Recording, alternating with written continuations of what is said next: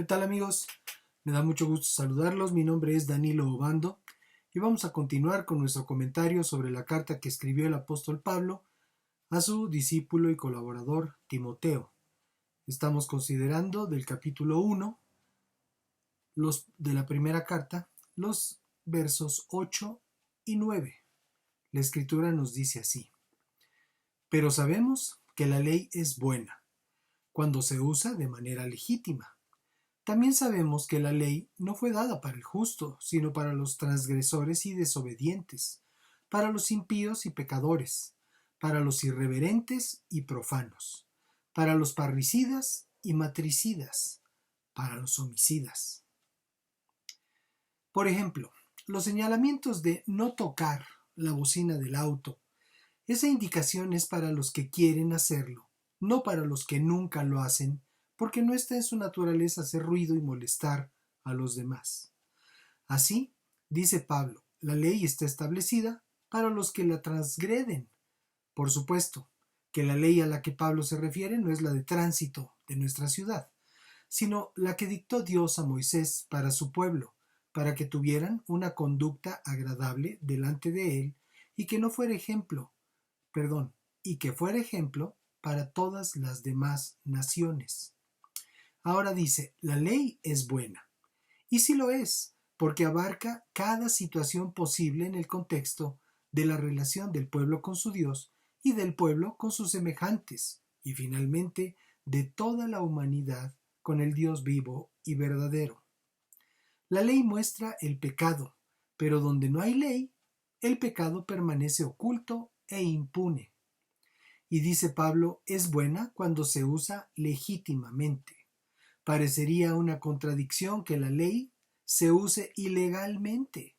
Desgraciadamente, ese es el pan nuestro de cada día, y no solo en México, sino en el mundo entero.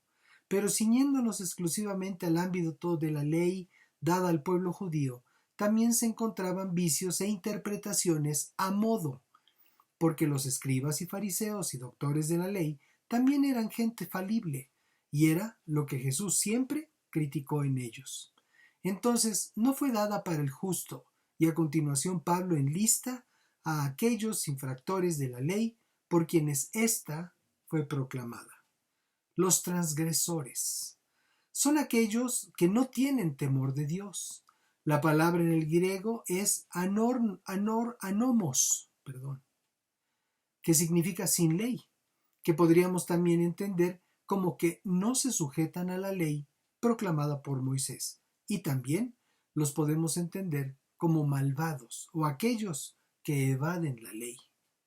Los desobedientes, que además de lo que cada uno podemos decir al respecto, implica insubordinación, mal carácter, que no se someten, rebeldes. Los impíos, carentes de piedad, irreverentes, malvados, con ánimo contrario a Dios. Los pecadores. Ya podemos entender bien de quiénes se tratan, de aquellos que por ignorancia o por voluntad propia desatienden lo establecido por el Señor en su palabra. Los irreverentes, en nuestro entender irrespetuosos a la autoridad, carentes de santidad, malvados. Los profanos, que se prestan a todo, no tienen límite en sus excesos, paganos malvados. Los parricidas, que son aquellos que matan a su padre. Aquí es un acto literal, pero el Espíritu nos permite saber que muchos hijos son parricidas al ignorar y desentenderse de su padre cuando éste es mayor de edad o padece de limitaciones por enfermedad. Y esto, muchas veces como consecuencia del rencor y la amargura por las acciones del padre durante su niñez o durante su desarrollo. Los matricidas, también literal, pero de la misma manera el Espíritu nos permite considerar a aquellos que abandonan a su madre cuando ya no se puede valer por ella misma, por las mismas razones expuestas anteriormente. Pero lo curioso es que en la mayoría de los casos son las hijas las que aborrecen a su madre y la hacen desaparecer, aunque siga viva. los homicidas. Bueno, aquí entendemos bien de quiénes se trata.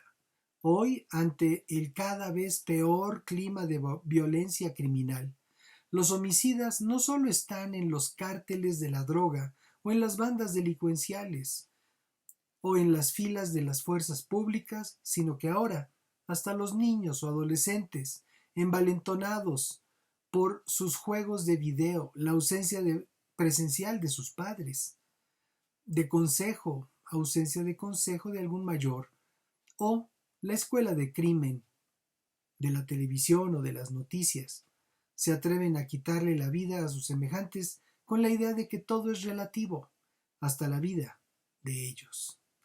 Bueno, pues para estos tesoros es que se ha dado la ley, y que conste que la palabra nos advierte a todos para no ser parte de ellos.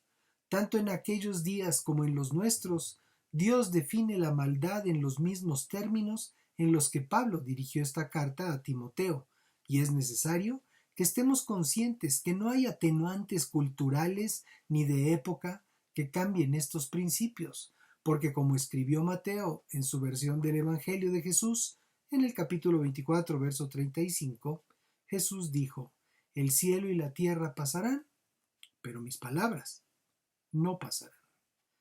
Bendiciones y paz. Nos vemos en la siguiente.